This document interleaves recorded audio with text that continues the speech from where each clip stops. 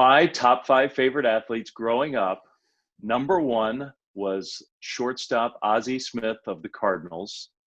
I loved Ozzie Smith because of the great player that he was. My grandfather was a big Cardinals fan, so in the summertime, I'd watch baseball with him.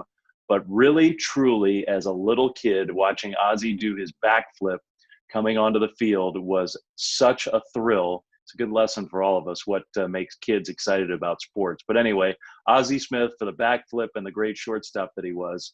The second athlete on my list is shortstop Cal Ripken from the Orioles. I grew up around Washington, D.C. So when I was a kid, the Orioles were our big league baseball team. Cal started his consecutive games streak the day before I turned 7 years old. His streak ended after I graduated from college. So literally in the summer, every single year from the time I was a little kid until I was finished with college, if I put on an Orioles game on TV or listened on the radio, every single one of those games, Cal was in the lineup playing. And so it was impossible not to get attached to the great player that he was and just knowing that he was going to be there every day for me.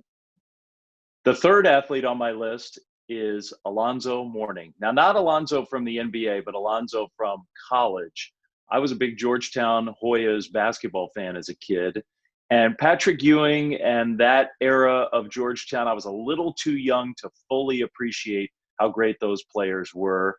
And then Allen Iverson and his gang came a little later to where I'd already gone off to college, so I didn't get a chance to see them as much on a daily basis. Alonzo was right in my sweet spot, and I just thought he epitomized everything that Georgetown basketball was about, the toughness, the intensity. He also practiced at my high school gym for a high school all-star game, and so as kids, we got to go out and watch him play and see him as a young kid, so I loved Alonzo.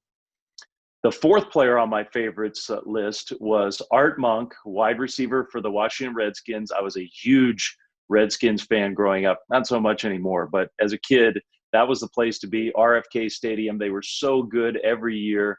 And Art Monk was the first player, I think, ever to have 100 catches in a season. He set an all-time record one year for most catches from a wide receiver, and it was a record for some reason that I really cared about.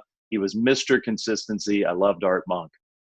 And the last player, number five on my list of favorite athletes as a kid, it's sort of the opposite personality-wise of Art Monk, Dexter Manley. Dexter Manley was a crazy person.